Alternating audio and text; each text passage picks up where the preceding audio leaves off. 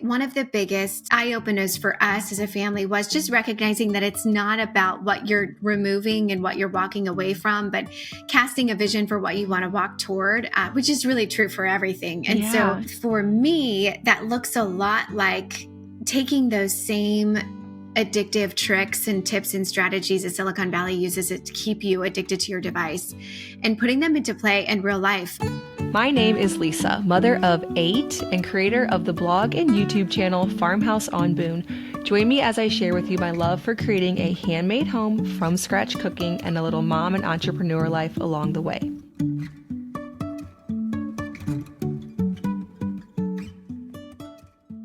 Welcome back to the Simple Farmhouse Life podcast. I just got done talking to Erin Lochner from Opt Out Family, and I could have talked to her for a lot longer about this topic.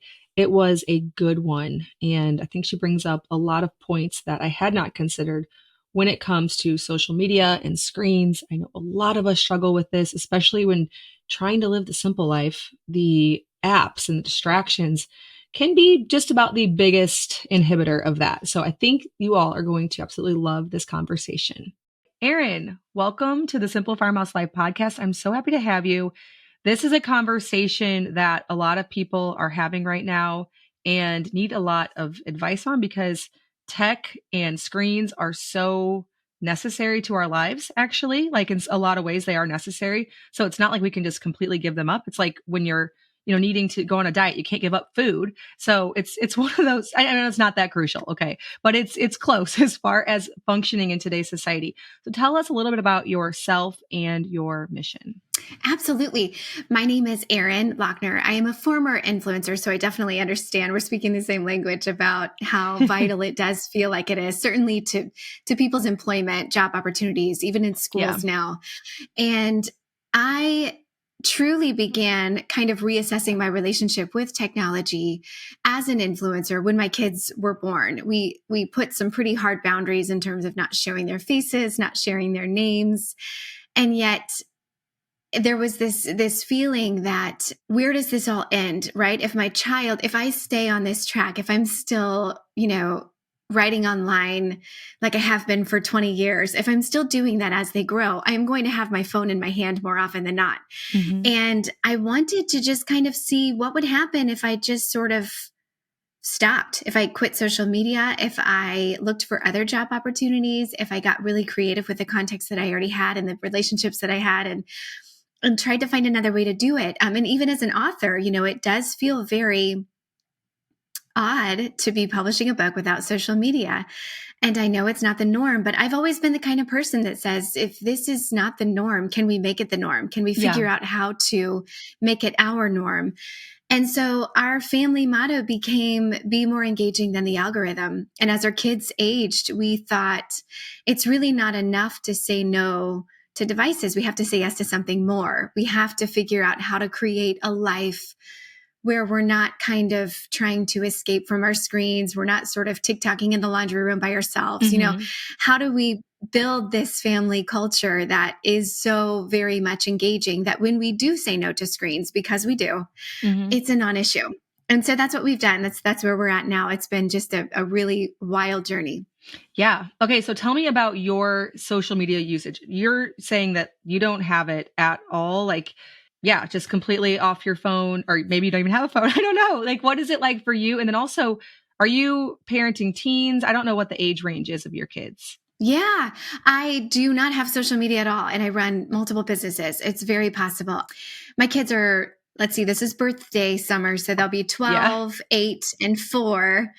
And so we kind of are at the spread where my oldest, all of her friends certainly have devices. And so we've walked the line of this is what we're doing. And it's a hard no for you. And here's why, and let's make it fun. And so we have, but yeah, it's no social media for me. And my husband as well. We're just not on social media at all. I've experimented with flip phones, every device. Right now I have kind of a weird hybrid situation happening, but Yeah, I've just made my iPhone into a non-iPhone and using all the parental controls that exist. So I don't get internet on my phone. I have a phone and Okay. text messages, and I can turn on maps if I want to, but I don't have a camera on it.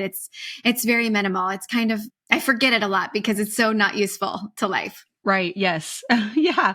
Yeah. I'm curious how you set that up. I did a few years back. I did the light phone. I don't know if you've tried that one, I've heard of it. but it was just so hard. Like everybody in my life, I think that was the biggest problem was I felt like, okay, I want like just what you're saying. Like I want freedom from this. I don't even want to think about it. Like it's, yes, you can do all of these things. You can leave it in a drawer. You can put it in a box. You can take apps off, which I do that all the time, but still there's the pull as long as you have it. And I wanted that just gone.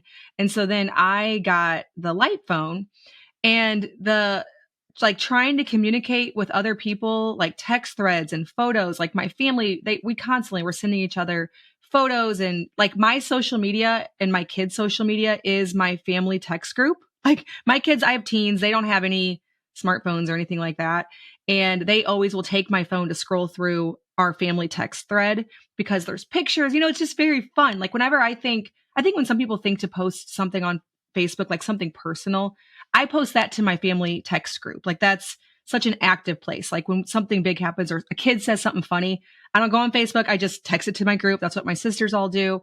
And I missed all of that. Like, have you figured out how to navigate that whole thing? Cause I hated that. I felt so disconnected. I know.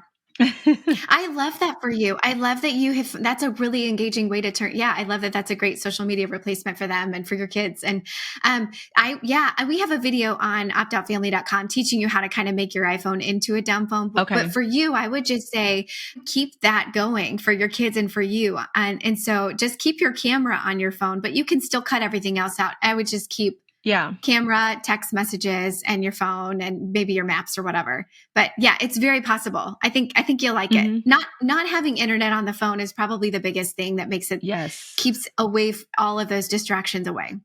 So, but what about like this is me like not having gone over to look at your tutorial, so I need to go do that. But what about like I'm always on? I don't have good internet at home, so I'm never really on. My phone's never connected to internet. It's connected to the cell phone towers or whatever. So I can already do everything on it with that. But you take that off too? Or how does that work? I do. Okay. I've taken it off. Do you have like Starlink in your home? Yeah. Yeah. Okay. But it's not working right now. Well, so, we had to order a whole bunch of parts to get it in a better location. So we will have Starlink. Yes. Yeah. Soon. We have it. I pay for it. It doesn't work great. Oh, I hear that. I do. Well, that's a whole nother story, but yeah, I would just try it and see if that works for you. And maybe it is just that you have Safari, but you don't have, or whatever internet browser, but you don't have this specific every single app that you think you need, but you could just maybe visit it on the internet browser. And then it's like the added friction sort of thing. I just found that the phone becomes like this Swiss Army knife, and you don't really need you really just use the pocket knife. You don't really need all of the other things on it. And so by simplifying that, it does become a lot easier to just do the thing that you need to do on your phone and then go live your life. Yes. And I'm doing that to myself nonstop. Like I put the Instagram app on just to like check on things for, a few minutes or whatever. Then I take it back off again. And then maybe like 3 or 4 days later, that friction point is worth it for me because in those 3 to 4 days, I didn't check it at all. Like I never once habitually opened up the app, but yet if I need to actually do something on Instagram, it takes an extra, 1 minute to download the app, but it just it's worth it. Because people will say, well, I need it for this and that. And I'm like, well, it's really not that hard to download the app whenever you need it, but then just keep it off your phone most times. So that's been my little method. But still, I found that whenever I had a dumb phone, this is like embarrassing to admit, but I have a laptop. And so there is a certain amount of like, we are committed to this. We are not doing social media. Like I'm going to delete my accounts. I don't know. Like something drastic has to happen because as long as you still have a laptop, I can still, when I'm home, get on social media, right? And so if you want to check in on something, like I'll randomly, like I'll be doing really good. I won't be on social media for a really long time, but then I'll think of somebody or something and like, I want to check on that thing. Like, did they have that baby? Whatever happened with that child? You know what I mean? Like certain things that are going on. How do you have that self-discipline to completely stay whenever it seems like nobody really communicates. They just put it on social media. And so the only way for you to, maybe this is just me making total excuses, but it seems like for some people, the only way for me to actually like find out would be to get on social media. No, I think that's a great point. And there's so many nuances, and I like just diving into all of them because it's so tricky for everyone and we have differing relationships. For me, I mean, it is, you are kind of just essentially burning the bridge, you're just shutting it down. And then there is the added barrier. I just didn't save my passwords anywhere. So I don't know that I could get back in ever. And for me, that was it wasn't, smart.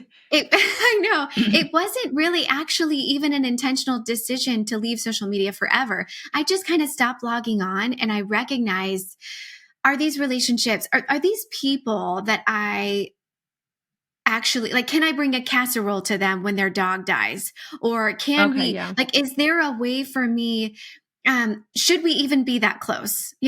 Right. If our life is lacking in that context and I don't really know what your everyday looks like, should I be learning from you as a mentor? Which is funny to say. I have to tell you that I know how to sourdough because of you, from my friend Heather. So she's like, it's different. It just feels a little bit like reassessing those relationships that you do want to check in on and asking yourself, is this a relationship that I want to maintain in the long haul? And you might really want to. And then it's like, hey, can we take this offline? Can I get your phone number? Can we meet in person? I always tell my friends in real life, like, I'm so much better at answering the door than answering my phone. So just come over. Like, we just have an open door policy. Just come over anytime. Mm-hmm. And it has grown those relationships so much deeper and than they would be otherwise. So I would say that there's a real relationship shift that happens when you do go off social media, but it's kind of a lovely one because you're a lot more, I'm quicker to text my friends and say, hey, what's going on in your life? What's happening? I don't know anything. And can we get together? I'm quicker to throw bigger gatherings a lot more Right, often. yeah. And if I see somebody that has a baby, it's way more exciting because they didn't even know they were pregnant. I missed all the announcements. Yes. So it's kind of great. It's a great way to do it. Yeah. And I think that the benefits of this are so much, like, they outweigh the downsides so strongly. Like, I completely agree with that. Like, I've thought of that too. If I found out this person had a baby, are we close enough that I'm going to bring them a casserole, like you said? Or is it just like a gossipy, like, I need to, it's just entertainment. And then I also, if I ever do have Instagram, I usually will delete it in like anger at myself because just the attitude on Instagram sometimes, like down in the comments, I'm like, ugh, everybody that I'm reading these comments from right now have been online too much. My sister has a name for it. It's called chronically online, where it's like their whole world is just so, like, the comments they make, I'm like, this is not normal. Like, the amount that you're analyzing this or like reading into this or replying back and forth on something so insignificant, and the way that we have been personally affected by or we take everything so personally, it definitely is like an exhausting place to be. So tell us about some of the benefits, and maybe like you can weigh in on some of this. You haven't been online in a while, so maybe you're like, what are you talking about? It was probably, like, I don't remember those little fights, and ugh, I don't even know how to describe it. It's just awful. Oh, I do. I do. And it's so funny because really nothing changed. As part of this book launch, I was curious what would happen if I hop back online. I haven't made it back to the social media world yet, but still, I feel like there are platforms like Substack or whatever where it still has, it's beginning to have that same feel. Okay. And so it was jarring to get back online and see some of that. And I couldn't get offline fast enough. It was a little bit like, Yes. I'm so overwhelmed by all of these conversations. I've had that feeling. But it's funny, I will say, and I guess this hasn't really come up in conversation anywhere else, but I can tell the people that spend a lot of time online in real life versus not in real life. Yes. You can. And it's like, whenever the people that don't, like, if you just, you're talking to somebody at church, maybe somebody a little bit older, or just people who just don't even do it at all, like, okay, in real life, people are just normal, but online, everything turns into like, and as a person who shares my life on the internet, I can now predict the certain things that are going to trigger certain conversations. And they're so small. Like, it's just like, if I do this, people are going to be saying this. And I'm like, what in the world? Like, It's, yes. chronically It online. is. Too much It time is. spent And it's here. bad for the creator and it's bad for the consumer because I remember being in the thick of it and I felt like I needed to crop out the birthday balloons in the corner because somebody was going to say something about the environment, which is fair. It's like balloons kill They birds. will. They will. And it Yes. just, you begin to kind of overthink everything and it's in your, that was the hardest part. Really, it wasn't the time investment online. It was the time investment offline when your Yeah. I can brain feel was that. online, when you were thinking about it. And so, Yes. yeah, I think you're not alone in that. I think, and I remember that very deeply. And it's a beautiful space to not be in anymore. Not that that's the solution for everybody, but I am thrilled with where we're at.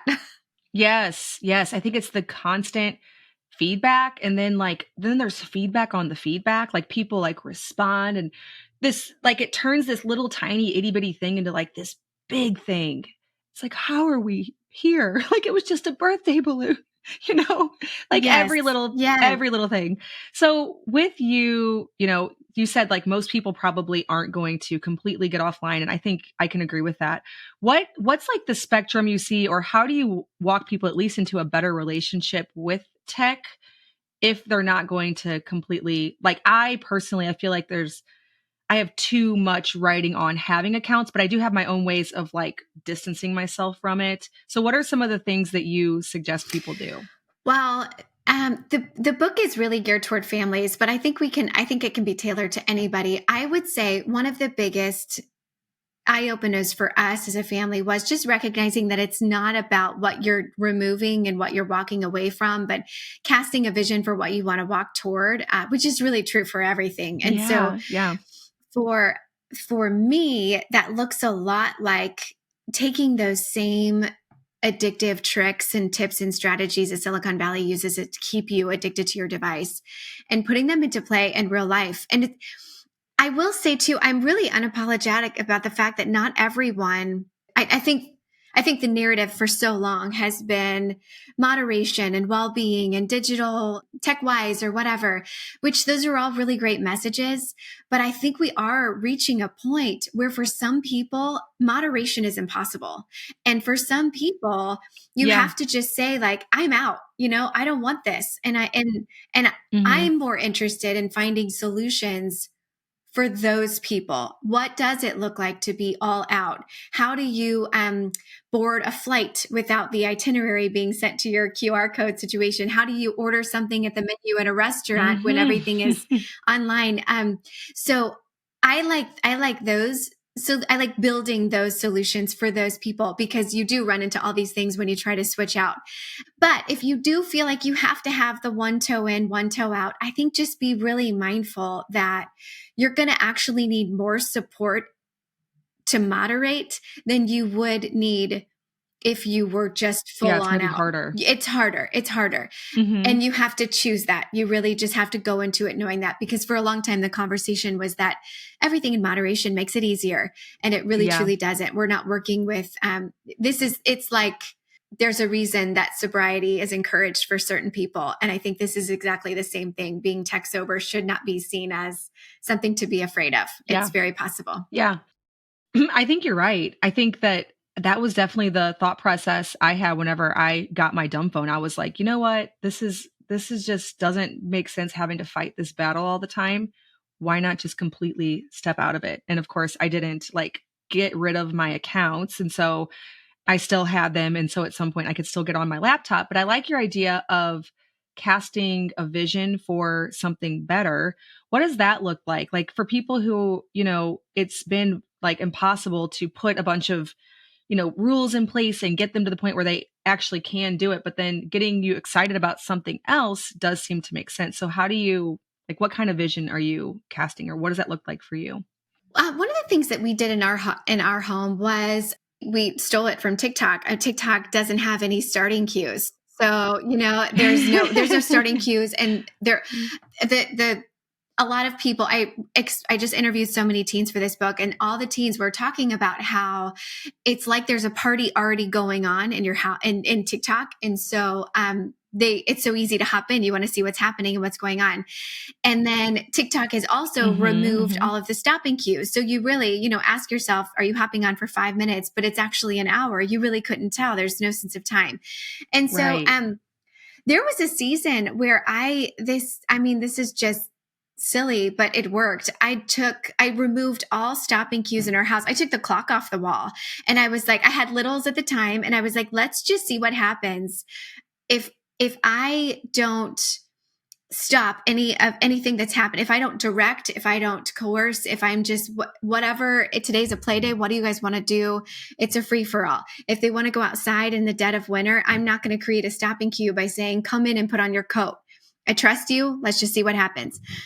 And it created this really interesting, everyone became autonomous and had a little more agency, certainly not overnight. But when I thought really clearly about what are some of the things that we do as parents every single day to really get in the way of their creativity and their flow, it was mind-boggling how many times I was giving my kids directions and any of that. So I would say, if you are somebody that really does want to kind of create this environment where your devices kind of go a little lower on the totem pole, think about the way that the rhythm of your house feels. TikTok's starting cue is the same thing as when you put, cookies or brownies in the oven and somebody smells it and they come running from the other room. It's like, what are you doing? There's something happening in the kitchen. Like, what's going on? Everybody wants to know. And so creating that sort of environment, setting a fire in the hearth, a bonfire outside, whatever, people flock to things where there's already something engaging happening. And so I just like to think of it like, how can we create, not how can we make our house into TikTok, but kind of, Yeah, like how make can it a we party. create something exciting, Exciting and happy. make it fun. And we can have rules and boundaries within that, but just kind of lightening it up a little bit and making it a place where not anything goes, but pretty much. Okay, so you're kind of basically like making the algorithm in your own home. That's an interesting thought. Like, we're addicted for a certain reason. There must be something that we're missing, that we feel like we could get it here. And it's not a good substitution, but I think that's what makes people go. Is it seems like, okay, maybe we don't have a lot of connection in our lives. We don't have people to talk to. And so we go there because it feels like we're with people, even though we're all just super alone, which is so sad. Exactly. And so as part of the research for the book, I broke down every single strategy that was being used. My husband worked for Apple. I worked in LA, like in tech. It's just, we're very well versed in what the algorithm does. And so for us, it was very easy to say, okay, we need an element of challenge. We need an element of delight. We need an element of surprise. We need an element of trust and safety, like all of these things that apps are really great at providing, but to get you on their path, like a synthetic version of it. Exactly. How do we kind of light those up in our homes to put our kids onto the path that we think they should go, not the path that the tech bros and hoodies think they should go. So, and it's all in this book. If people want to figure out a way to kind of get the algorithm in their house so that it's less of a fight between no screen time. It's really not about screen time at all. It's just about what are we doing with our hours together. Mm-hmm. Yeah. That gives you something positive to focus on and takes away some of the guilt, I think, that, can be associated with screen time and, putting on limits. And then just everything does feel more stressful when you're on a timeline and with all of those things. So I can definitely relate to that. I remember whenever I was a young mom and I knew that we shouldn't do screen time, but then every once in a while, it's like, if I just put on this little show, I can make dinner. And there was so much guilt associated with it. I think that's probably, what a lot of the moms are thinking. I want to take a break to tell you about the skincare that I love to use. Everything from my makeup to the skin care is by Tubes & Co. Tubes & Co. is a small, family-owned, made-in-the-USA company that uses natural and organic ingredients. So, for example, tallow from grass-fed cows. When you look through the ingredient list on their products, things that you recognize, or at least you could look up and find that they are good and not a bunch of random, all kinds of stuff. So I was comparing a couple skincares lately. I've been thinking, more and more about taking care of my skin as I get older, and I was looking at the ingredients in one that was very natural, and then Tubes & Co. Both, they were having like a retinol alternative serum, and the ingredient list on the one and then the ingredient list on the Tubes & Co. quite different. And of course, I ended up going with the one from Tubes & Co. I also love using their tonics and toners and the serums. The glow serum especially makes my face feel glowy at night. It's part of my skincare routine. I love using the charcoal bar to really get out all of the stuff that in the summer, you do a lot of sweating, lots of dirt. That really helps to cleanse my skin. And then the makeup, my whole face is Tubes & Co. foundation. I ran out of the little eyebrow pencil. You might have noticed, maybe not, but I need to get that because I love that product as well. Tubes & Co. is offering Simple Farmhouse Life listeners 15% off your order by using the code FOB15. So head on over to Toups, that's TOUPS, and co.com. Use code FOB15. How has it looked as your kids have gotten older? Like I know you said your daughter, or I don't know if it's a daughter or son, but your child who is 12, all of their friends, I don't think all of my kids' friends really have devices, but I don't know. We're in a bunch of homeschool groups and whatnot. So I don't know that everybody does, but so it hasn't been an issue for us, but how has that been, like trying to keep that completely away from the kids? Well, and it's funny because we have a DVD player and we show movies when they're sick. It's like, to me, it's whatever is working for your family. But the phone thing, one thing that we did when our kids were really, really young is we took them on just a one-on-one date to a restaurant. And we had them kind of, when they were old enough, probably 4 or 5, really young, actually, we kind of had them look around the restaurant and ask, what do you notice? What are you seeing? Because inevitably everybody was on their phone. And it was, I remember that very clearly, where people were just on their phone at a table, like not engaging with each other. A lot of times the parents being on their phone and the kids not, if the kid wasn't old enough to have a device. And so every one of the kids has picked up on that kind of organically. And so we just have a lot of questions about like, well, how do you think the kid's feeling right now? Or what do you think is happening there? Or always, giving them the benefit of the doubt. And maybe there's an emergency, or, maybe they're looking at movie tickets to see later. I don't know. It's rare, but I think sometimes that is the case. Yeah. And it wasn't a way to raise critical toddlers or whatever, but it was a way to raise critical thinkers, to ask themselves, like, this is the future that we say that technology is. We say that technology is the future and it's progress and it's providing us with all these opportunities. But we have to ask ourselves, is this the future that we even want? Mm-hmm. Our kids have to ask themselves, is this the future I will choose? Do I want this? And so we just kind of from the get-go would talk about it a lot. And we made sure that if we do have a device in our home, it's a single-use device. So we have a really old iPad from when my husband worked at Apple, and it's plugged into the piano player. It's plugged into the piano because it has one app on it, and it's a piano playing app. Mm-hmm. And it doesn't really leave the piano, but it's there. It has all the parental controls on and everything. It can't access internet. It's too old. But it's funny because my kids, my youngest, who's just turning 4, she will go out to a restaurant and assume everybody's playing piano. She just has no frame of reference for what else that you would do on an iPad.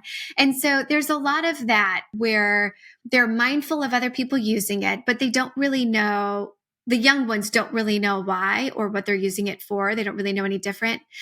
But as they age and they recognize kind of what they're missing out on, I remember my kids are homeschooled as well, and they're in a local theater troupe, and there's some high schoolers in there, and during their rehearsal breaks, they're always on phones and TikToking each other and everything. And we had a game for a while because my daughter was the youngest in the group. She was probably 7 when she started.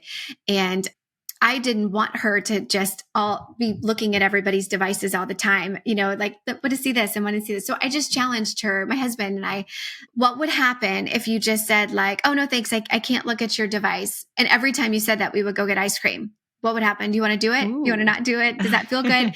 And she's like, oh, that feels amazing. That feels like a great trade-off. And so that's kind of been like a weird family rule for a while, that like, if you don't look at somebody's device, not to villainize the device, but certainly to help control the intake of what they are seeing, because really they would rather see ice cream than the cat video. They would rather have that. So Yeah. so we've set that boundary in the past, and sometimes it works, sometimes it doesn't. But we do encourage even the people that come over for dinner, if they have a video out or a phone on, they want to show you. Sometimes they'll be like, I actually want you to explain it to me. Like, I would love to see your vacation photos, sure, but will you just explain to me? Because it's more fun to look at your face light up while you're explaining it than for me to look at your photo. It's just cooler. It's a greater experience. So they've seen that modeled in our house enough that they'll say it to their friends. We don't ask Siri questions. We ask people we know. I remember we were at the local pond outside my grandma's house, and my daughter, she had found, gosh, it must have been a muskrat or something, and didn't know what it was. She was very young. And so her grandmother automatically said, well, let's ask Siri, let's pull up photo and see what you found. And we kind of just stopped her and said, well, what would happen if we call neighbor Dave, who knows this pond like the back of his hand? I bet he knows something about it, what kind of animal it is. And we did. And he knew everything about muskrats, and he could tell them when it was mating season. He said, let me show you. And here's one of their nests. And what about this? And it was such a richer experience than if we would have just pulled up Google Photos and tried to identify it. It was just, there's so many times that happens, that we have kind of lost the ability to recognize what we're losing when we do just pop on and talk to Siri about whatever we want to know at the time. Yeah, I agree. I feel like it is hard to know what we're losing, especially for kids who are a little bit younger. When I say kids, I just mean like people who are 10 years younger than me, because they have had access to that their entire lives. Whereas when I was a kid, we really did have encyclopedias. We had to find information at the library. And so I think that will become a lost art, like knowing how to find answers outside of a device, because just even my youngest sister, I think her entire life, she's been able to find answers pretty easily online. And so it's just becoming the norm unless somebody steps in and says, is this what we want? Do you feel like there's a shift? Like a lot of generations, when we have, a one way of doing things, and then we bring in the new shiny way of doing things, everybody's all sold on it. We can't see any ramifications, any negative downsides or whatever. But then after a while, that people start noticing. And then before you know it, nobody wants to do that certain thing anymore. I can think of 4 examples off the top of my head like this. Do you feel like that's going to happen? Like, part of me thinks that in 10 years, maybe, I don't know what will happen to the social media apps. I'm not saying they won't be a thing, but people are opting out a lot now, right? And younger people, almost every teen that I talked to said, I wouldn't even have a phone if my parents didn't want me to have it, because they want to make sure that they can track me. And I thought, that is wild to me, because I agree. I agree. I think it is. I think you're right. It's something that it's opting out is becoming much more, it's certainly acceptable, but also the teens are kind of making it cool. I don't want to say the teens like capital T, but there are a lot of people who are just, I'm okay with a flip phone. That's fine. So I do think the tides are turning. And I think part of how we can help as parents is just talking to the leaders of the organizations about what teenagers think, coaching our kids to be really, really vulnerable with their leaders and say like, hey, I actually don't want to have a phone. Is there any way that you can send the schedule otherwise? Can you send it to an email address? I've got a laptop at home. Or can we do, our calendar and the games and everything? Can we do all of that, scheduling it outside of an app so that we can keep in touch a different way? I think you're right. I think something is really shifting, and that people just aren't willing to accept the negative downsides as much as before, or the positives aren't quite as positive as we thought that they were. Yeah, with anything, I think it takes a while for us to notice the downside. Like when women used to cook from scratch, and then here came TV dinners and microwaves, and women were like, I'm free, yay. And then, of course, we found the health downsides, and then everybody starts cooking from scratch. And there's just so many examples like that. And I think people are noticing. I don't think we're just going to decide this is it, unless, it will take a lot of changing of the infrastructure. Like you said, we have to be able to have boarding passes and sign up for events and do things without them. Otherwise, it becomes so difficult that we just give up. And that's kind of where I felt for a while. Like, this is just too hard. Like, there was just too many things that I felt like I was missing out on that were too difficult. But I'm so encouraged that there's people like you who are sharing very practical ways in your book on how to actually do this. As a business owner, I'm very curious how this worked out for your, your whole business as well, how you're able to basically take that offline. That seems challenging, but I'm sure that you've figured out how to navigate that. Yeah, it's really funny. I mean, you'll never be able to measure the opportunities that you've lost. I think that's certainly something that would be silly for me to not even factor in. But I would venture to guess that almost every business owner that has had just a really wonderful opportunity or a great experience in their business, whether it's with a partnership or a collaboration or speaking engagement or whatever that is, almost all of those have just come from a single email. And a lot of them come from just anytime I see someone that's aligned in their messaging or in their mission, or someone that I think that we would really connect with, or someone I'm just grateful for their work. I have always had a practice of sending an email. I probably send an email every day of just someone that is inspiring to me or that I'm grateful for, both in real life or like, hey, this recipe was awesome. Thank you so much for making it. I tried it. It was great. And I appreciate you. And that's it. And that's just relationship. Actually, that's not even what social media is anymore. I think it's what social media was supposed to be, but it became something else entirely. Mm-hmm. And so just going back to the roots of that one-to-one connection, not in a way of like, what can I get out of this relationship, but in a way of, let's build a community that isn't reliant on a third party that's trying to manipulate us, So it's been a really great thing. And in terms of my business and just being able to sustain it in a way that's more fun than the rat race of content. Really, it's not, yes. It actually has nothing to do with content. It's just gratitude. Actually, it's just relationship and just making connections. It's more connections, less content. I would say that. Yeah, I like that. That's one of the reasons why I get way more excited about creating for my blog and my YouTube channel, because every time I get on Instagram, I start scrolling through and I see like a giant to-do list. Like, well, man, I should try that. I should try that. And I'm just like, delete. Like, I can't. This is such a rat race. Like you said, it is such a like ever-changing, competitive. It's so fast and my brain cannot keep up with it. I think so many people too. One of the questions I got from the audience was fearing that their children will go wild on screens whenever they grow up and move out if they restrict too much. And I will say before like you answer this, that sometimes I think that can be like a cop out. And I've said it myself as well. Like, yeah, I would do that. But, I think if I let them have it now, it's almost like when we feel like when they're kids, we don't want to, we just give up on what they eat because someday they're going to eat whatever they want.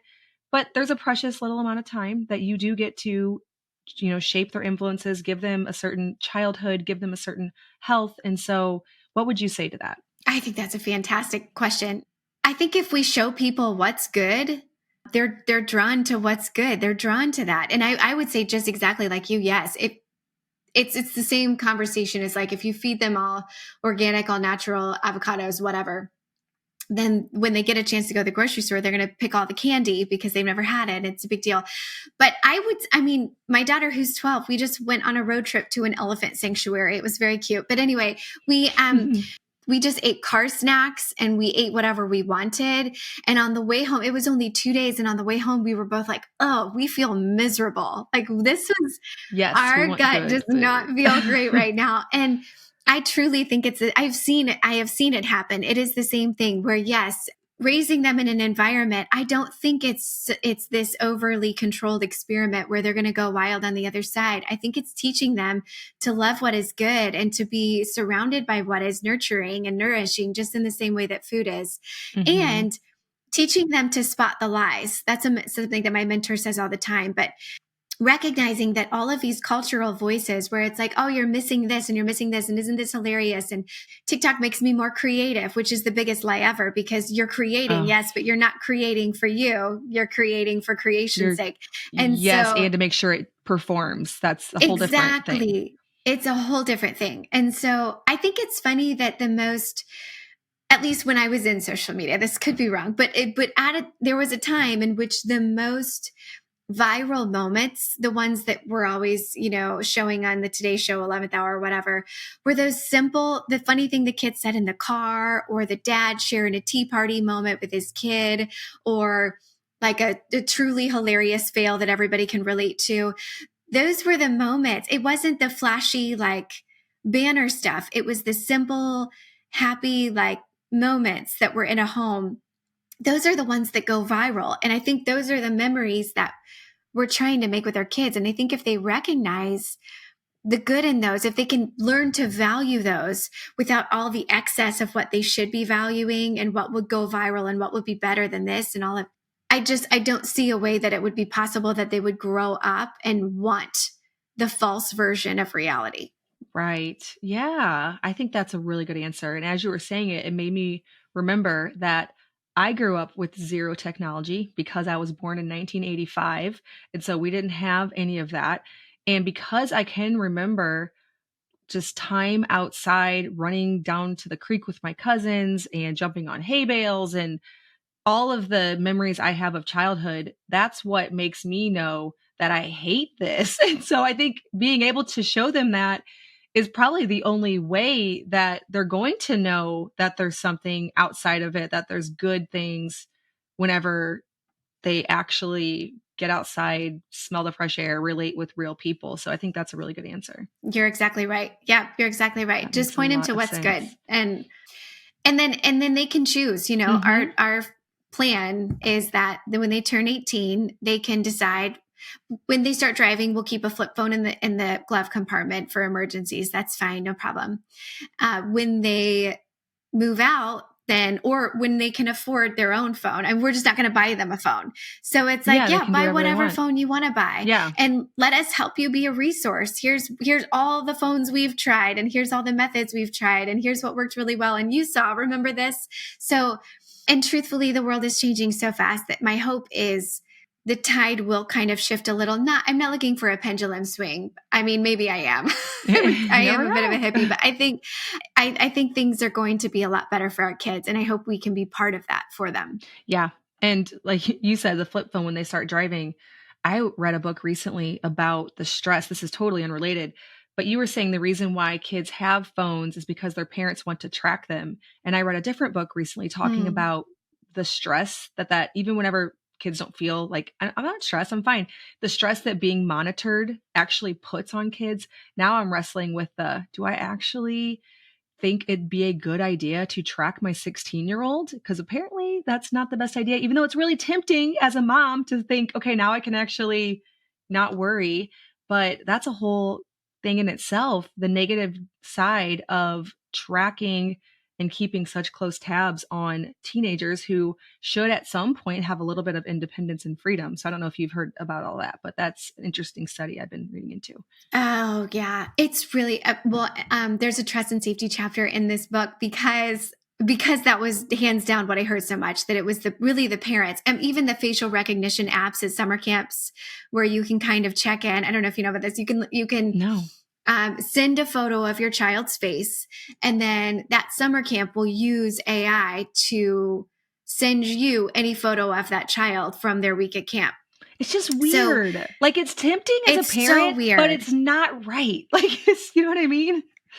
Oh, It's not right. And thinking about, I mean, I'm just trying to play that out, like second order thinking, like what would happen if I did sign up for that, which I vehemently did not, and actually called the summer camp director asking them to change their like, mind with all my research. But I'm trying to play it out. Like what would happen if you saw a kid, your kid who's frowning, or you're not reading correctly what their face is doing, or mhm. they look like they're lonely, or they look like they're sad. That's not something we as a parent should really know on a No. minute to minute basis about our kid.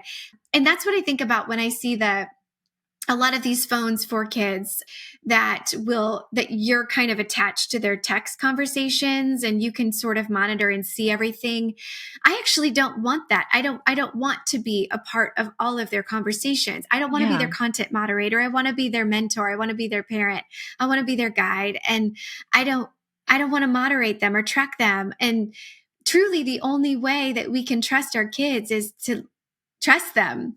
It's not to track them. It's just to get practice now in letting them be in risky situations without us. So Yeah. we make it a point when we send them through the neighborhood. They have walkie-talkies that they can kind of walkie-talkie home, but we arm them with a pocket knife and walkie-talkies and dried mangoes, and off they go. And really, it's practice for us more than for them, because we need to. Yes. We Oh, need to yeah. I know. hate it, but I know that is what you should do. Like I think we're weird these days, like the parents these days, and including myself, with what we think we have to do as far as moderating our kids is kind of nuts. I don't know. I talk to a lot of moms and I'm like, this is not normal. Like this is new. This whole like the way we moderate and track them. But I guess that's a whole other conversation. Yeah. It kind of goes I hand in know. hand a little bit. I know it's part 2, but yes, it is. Yeah. You're right. There's a reason I think we're all stressed out all the time. And I don't think it needs to be the case. Yes. Okay. Tell the listeners where they can find you, where they can find your book, and learn more, because I'm intrigued. I want to know how to make my phone dumber and all of the things you were talking about. Yeah. So the book is The Opt-Out Family, How to Give Your Kids What Technology Can't. It comes out June 11th, so this summer. And then it's not anywhere on social media, so good luck. But we do have a site called it's optoutfamily.com. And there's just a ton of resources. There's like a digital detox guide that helps your kids use their body to sort of detox from those, whether it's iPad use in school or whatever that is. There are scripts that you can use to talk to other parents about maybe what your boundaries are, maybe if they want to form a little opt-out circle, talking to kids, talking to teachers, talking to administrators, talking to parents, coaches, lots of resources for just how to create a little hub so you're not doing this alone, because it will make it so much easier if you're not by yourself. Yes. Yes. Okay. Awesome. Well, we will leave all that down in the show notes or the description box as well. Thank you so much, Erin, for coming on and encouraging us with this. I think that it's going to make a difference for a lot of people. Thank you, Lisa. Thank you for having me. It was great to chat. Thank you so much for listening to this episode of the Simple Farmhouse Life podcast, and I will see you in the next one.